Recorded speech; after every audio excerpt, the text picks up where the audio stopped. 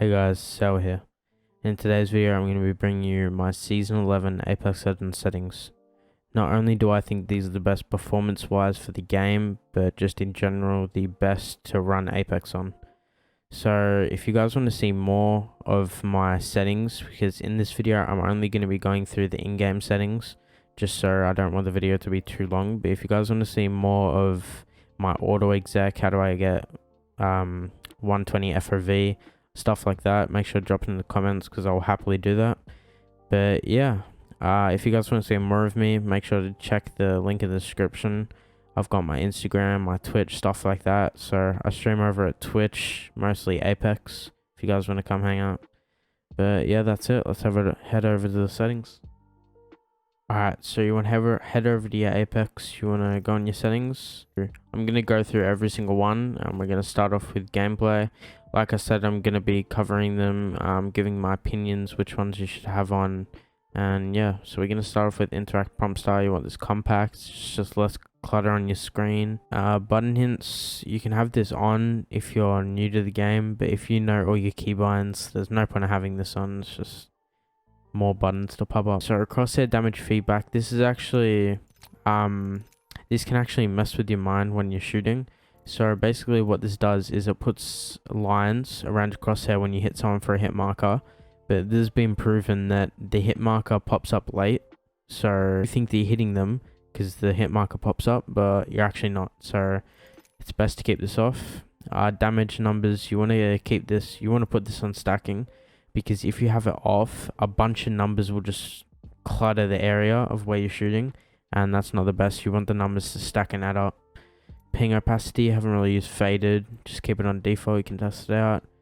Obituaries, that's literally just the kill feed. Why would you not want to have it on? It's just more information. Minimap rotations, best to put it on because it actually widens the area that you can see, and it's good to see wherever you're looking on the map. Weapon auto cycle on empty. I have this on because that's handy.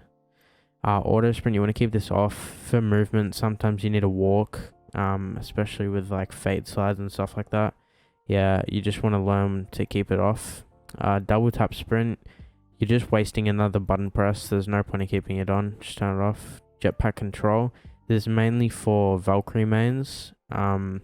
But I keep it on hold since I don't play Valkyrie, so if any Valkyrie mains want to correct me, feel free. Incoming damage feedback.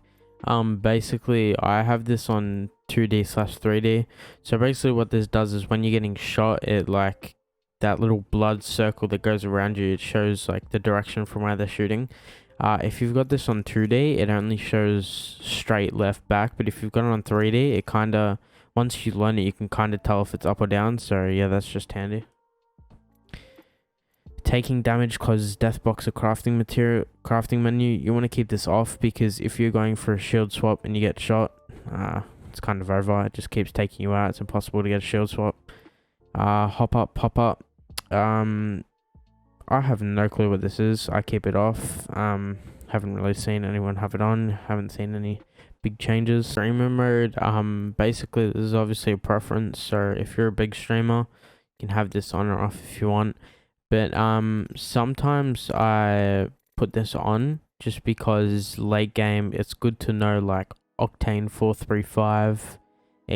You don't want to read their whole gamer tag because sometimes people have long ass phone numbers in their name. So yeah, I usually have this on, but again it's just personal preference. Anonymous mode, just keep that off. Usage sharing, it just gives information to EA, which I don't see a point. It says for the device data, but you don't want to have this on.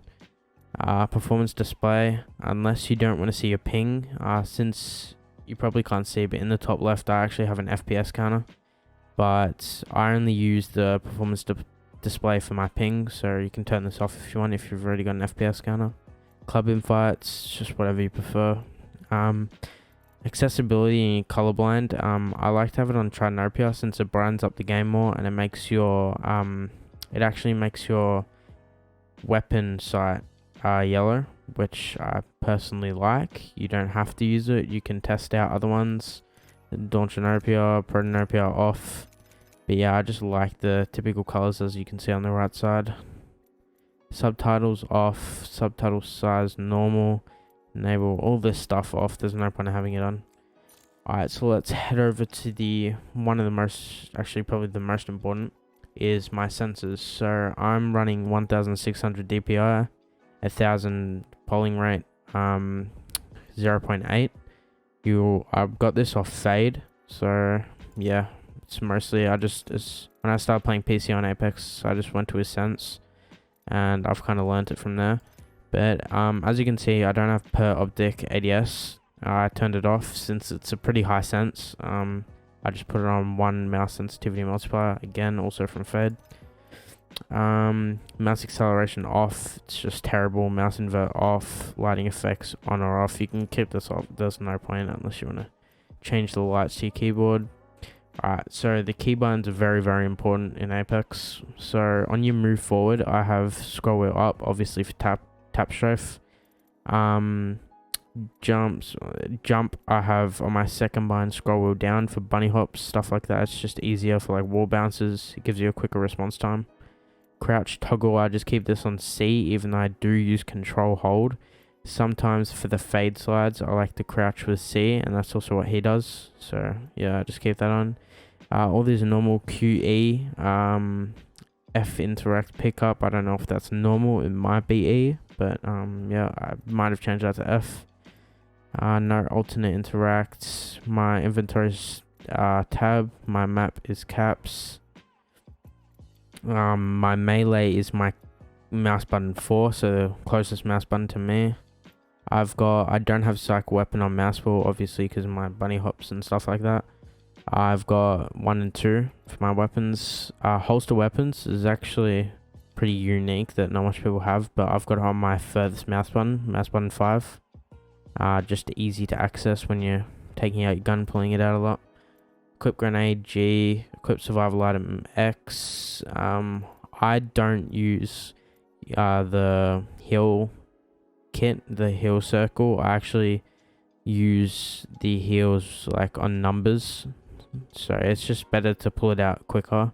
I feel like it's better for muscle memory. Ping Z. And yeah, that basically covers up your mouse and keyboard. I don't play controller, obviously, so I'm not going to go through this, but if you guys are controller players, you might want to go look at another good control player. This is the second most important in my opinion. So I use full screen, don't use windowed. It takes away your FPS, it just ruins everything. I use 16:10, 1680x1050. This is a bit stretched, but not too much, so it takes a massive toll on your quality. I use 70 brightness with 100% monitor brightness. It says here I'm using 110 field of view, which is obviously the max, but like I said in the start of the video, I do use 120 FRV, so if you guys want to see that, make sure to put down in the comments. You actually have to go to the files and change some stuff in there, but yep. FRV ability scaling, never turn this on. So basically what this does is when you octane stim, when you use your bloodhound ult, it actually increases your FRV, which makes your aim seem faster and it just puts you off. But with the 120 FRV, why it's so good is it fully disables this, so everything, because when you octane stim, it goes up to 120, but if you're already on 120, it doesn't matter. So sprint view shaking, we'll put down minimal just so you don't mess up your aim. Alright, VSync disable, never put it on, it increases input lag. If you've got NVIDIA, do enable plus boost. We're going to put this on 0, adaptive resolution FPS target. Anti-aliasing, none. Medium, texture streaming budget. Bilinear, disabled. Low. Spot shadow detail, disabled. Voltammetric lighting, disabled. Dynamic spot shadows, disabled.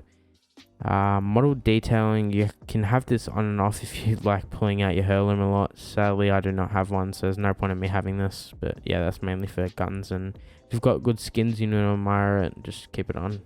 Doesn't take a massive hit in your performance. Effects detail low, impact marks disabled, ragdolls low. So basically everything's low or off. This is just obviously more FPS, and the quality doesn't actually look too bad, as you can see in the clips. So yeah, I like to keep on that. Discard. So audio, I've got 61 master volume with my headsets all the way up. Push to talk, and never have your mic on open mic. We don't want to hear you eating or talking to your family. Open mic threshold 0. Incoming voice chat volume 100%, but I usually put this down if someone's loud or I just mute them. Sound effects 90%, dialogue 50%. I have no music or no lobby music. It just puts me off and it kind of hurts my ears. Sound and background off. Play incoming text is off. Alright guys, so that's gonna wrap up this video. I hope you guys enjoyed this video, and if it helped you out, make sure to like, comment, and subscribe. It really does help out. I've been using these settings ever since I started playing Apex on PC, and it's worked best for me, so I hope it does for you as well. And yeah, I'll see you guys in the next video.